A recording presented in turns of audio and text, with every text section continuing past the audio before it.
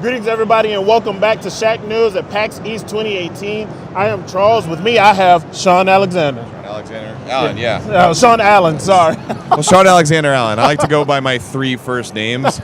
Most people at the TSA get a little confused. They're like, what's your first name? And I'm like, Shawn. It wouldn't be Allen because that's the first. It's all last name first, always on IDs, and it seems like someone who reads those every day would know. Yeah. But they still get confused. Word. Well, I'm glad to have you here. You're our special guest for right now. And for the people that don't know who you are, let them know who you are. So, it's great to be here. Yeah, thank you.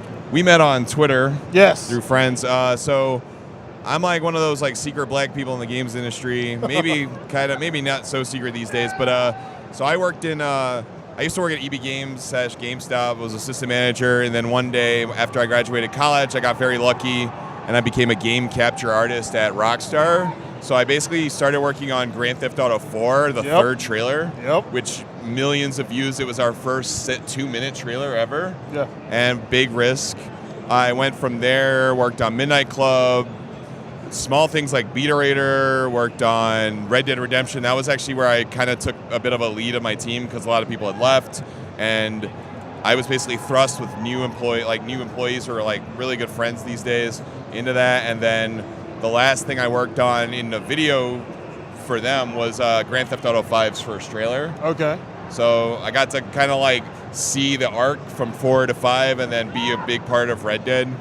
And sounds like people have been a fan of you and they just didn't know that they were fans. Well, it's funny, like the games industry people, they're like, oh, what do you do at Rockstar? It's like, oh, trailers. I love those trailers. And it's really nice to like be a part of like that growth of like really trying to give like this cinematic quality to the industry. And then in 2012, I went like, I think in 2009 actually, based on like a lot of like games like Super Meat Boy and Braid, I really started wanting to make games. And then I started working on a game full time. It's called Treachery and Beatdown City. It's a side-scrolling beat-em-up with turn-based tactics. I kind of say it's like Double Dragon meets Fallout 3. Right. And that can still be a little confusing, but it's kind of just like this game that scratches that itch that most people don't think they need. And then they're like, oh, okay, this game's like your favorite wrestling game mixed with your favorite brawler, mixed with a weird tactics game, mixed with like Tekken. Okay. And it's like, I also know people who work on, like, I know Katsuhiro Arata, like, we're friends. Like, I know the guy who makes Tekken, and he's like, oh, you're going to bring this to Japan, right? So, like, it's one of those games that a lot of people who, like, love fighting games, love all these things, are going to love. Word. And, All right, so with Beatdown City, you've kind of had I won't say unique experience with it, but it's been an interesting one. It's been a rocky one, right? Yeah. So, games take a long time to make, and I was actually here at PAX. 4 years ago, I had a Kickstarter that failed miserably the first day of GDC. I was flying out the last day of the Kickstarter because planning, right? And that's always how it goes. Yeah, and I went to sleep in a room that had no cell reception, so I couldn't even see Twitter. I was just like, okay, it's going to die. I'll be okay. And then people at GDC were like, hey, Shawn, so what are you going to do? Like, we know you've been working on this thing. And I was like, and I had people from Kickstarter even who were like, and I knew like Kelly Wallach from the Indie Mega Booth that I was going to be in that mini Mega Booth here with my game. Yeah. And they were like, you could always do it again. And I'm like, man, that made me want to kill myself the first time. Like, it was just so hard. It's like days of looking at a screen being like, why am I not seeing any pledges? What am I doing wrong? All these things. Yeah. So then 2.5 weeks after it failed, I started up again. And then came to PAX and showed the game, and I was in the Kickstarter room and the Mega Booth. Yeah. And now I'm trying to launch it this year, like on a PC with other, some of maybe your favorite, the system everybody wants a thing on. Oh yeah. I really want to launch it on there. Oh yeah, we've talked about that a lot. And we're figuring it out. Yeah. But I'm not announcing anything because it's still, we're still showing it to people. Still in the process. But yeah, it's been showing it at PAX. It's really easy to pull out and just like, consensually show my game to people, ask them if they want to see it. Yeah. Don't want to ever do that non-consensually, and then just showing it, like having people check it out, and it's really cool. And then also going to the other thing, talking about this game conference that I help run, the Game Devs of Color Expo. Yes, sir. Which is a conference. It's a games conference / arcade where we have games and talks that are moving past the idea of like diversity. We're just having to have game devs who happen to be of color, who have their unique experiences, talking about those unique experiences, and then showing their really cool games.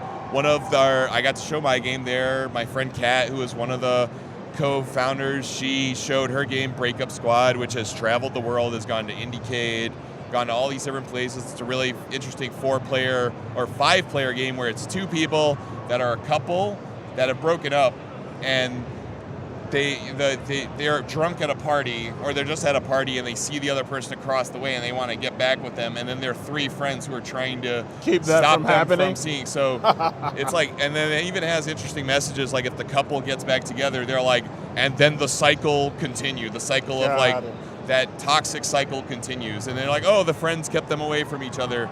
And so we had that game. We had Card Witch, which is a game that was from Alpha 6 Productions, which has it's like basically Mega Man Battle Network, except you're a 7-foot-tall black woman with like a really cool gun. Yeah, it's really with like the craziest enemy. I tweet out like the pixel art. Natasha, who does all the art, she streams it. So she was there. She brought the game, but it was the first time the game had been seen by anybody. They basically said, "Hey, we want to bring this game to you." I'd heard about the game. I'd seen the art. And I was like, I'm going to trust that you're going to bring this game to me. And that game, you can actually download it on itch.io right now, like the demo. There you go. And they're going to keep working on it. But so it was all about just showing really cool stuff. We had VR games. We had basically like visual novels. We had everything under the sun. That was really awesome. And then we had these amazing talks. Like I had the rapper Samus on with this other rapper, Halik Mall, who is not someone games people would really know, but he's like this Barbados/Brooklyn-based dude who's like in his 20s, who was featured on Vice like when he was 16, and he's toured with like Saul Williams, who's world famous, and he's just like, he has really cool ideas about music, has really cool ideas about like games. He actually debuted his album with a VR project, so that's pretty cool. Like, so people who are like other secret people, like, I mean, I feel like nobody knows that there's actually a lot of musicians out there or other artists who are making secret games or they want to make games. Like your favorite rapper, like, you know, we see Drake playing Fortnite. Yeah. I'm sure if somebody whispered in his ear, yo, man, he's probably got a game idea, but he's like, no one asks him about it. Yeah. So there was a panel. So actually, the conference was influenced by the Black Comic Book Festival that's also at the Schomburg Center up in Harlem, which is where we're having our event. And when I was there, I saw like a panel about hip hop and comics, and you know, Darren McDaniels, DMC from Run DMC, was there, and he talked about how, you know, he's one of the most like famous and successful rappers of all time. So much so that they have a copyright like a lawsuit with like Amazon, all these places who keep selling Run DMC shirts illegally. Wow, because people that. just want that logo. They love the logo, but they don't. Someone always does like a variation of it. I've always seen stuff like that. It's like everywhere. I Love New York, how it's just one of the most pirated logos. So on this panel, he talked about how the Incredible Hulk, things like the Incredible Hulk, the Invincible, like Amazing Spider-Man, all these like those descriptors gave him this like, oh, I could put this in my raps. I could call myself like the Amazing or whatever. And then also Spider-Man being from Queens made it cool to be from Queens. Yeah. Because like being from Queens in the rap game, like if you weren't from the Bronx or Harlem, like you weren't cool. So like Spider-Man was cool, so it made him feel cool. But then he also talked about how when they approached him to make comics this late in life, he was like, oh no, how do I do that? I would always love to do that, but I had no idea I could or how that would even look like. And it's like a dude who's like a millionaire off of doing like revolutionary stuff, helping it like really mold and shape a brand new music experience, doesn't know how to do like the like comics, which are like, you know, hundreds of years old, right? And needed someone to encourage him to do that, and said, we will pay for this thing or work with you, whatever. And he was like, sure, I'm down for it.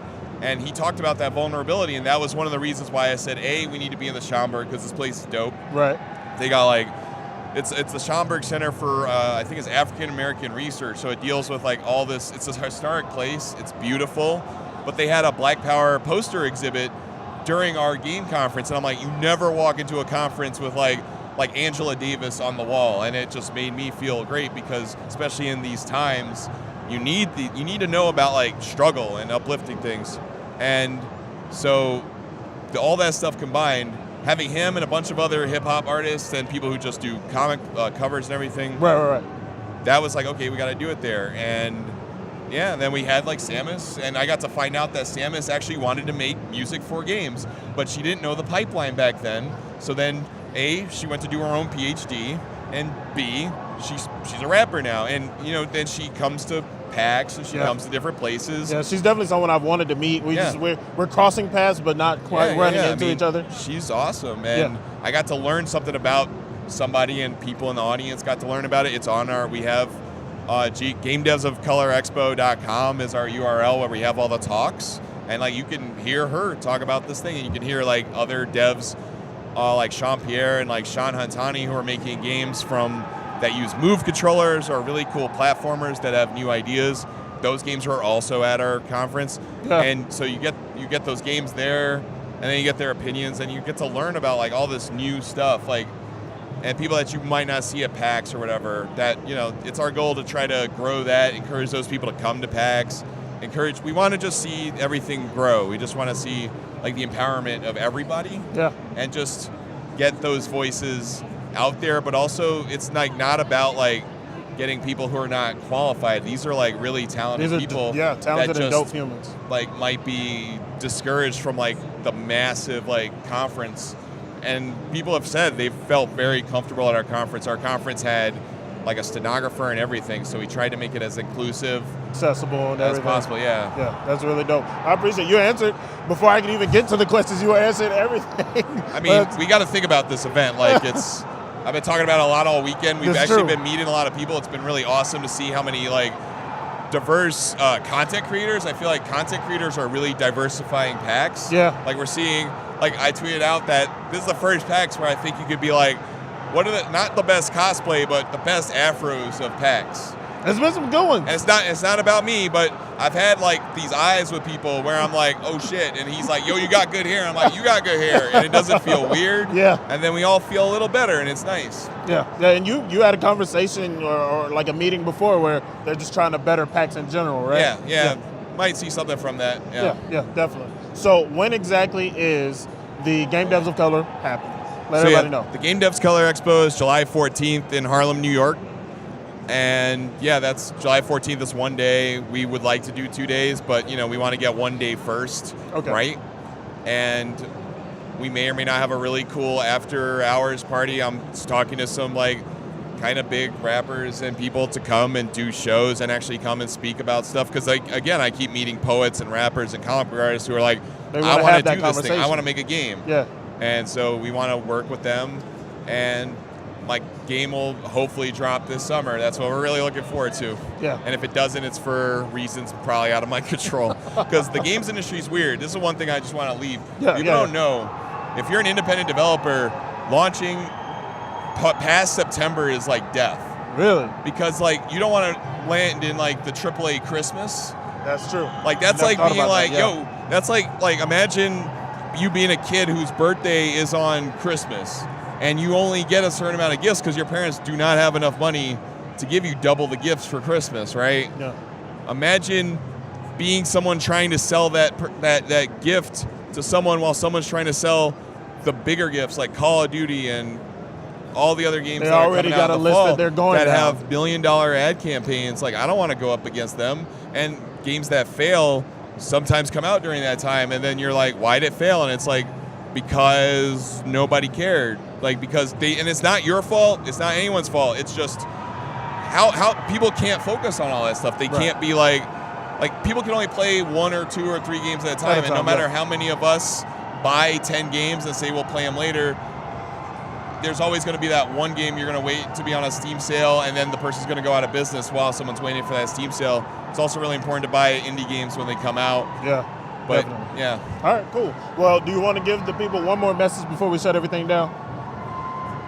Just keep doing you, and thank you for listening to me. This guy's awesome. I'm glad we just met. Like the world's crazy right now, but we're trying to make it better, and be really kind to people on the internet. Because then you meet people, and then you may be there's a wonderful connection talking to more people. Yeah. Like we just follow each other on Twitter because people recommend us, and we see stuff, and you're like, I like what you're doing. I like what you're doing, and now we're here. Yeah, definitely. and then we could come and like hug it out. Yep, this is our first conversation. It definitely won't be the last, not at all. But thank y'all for tuning in.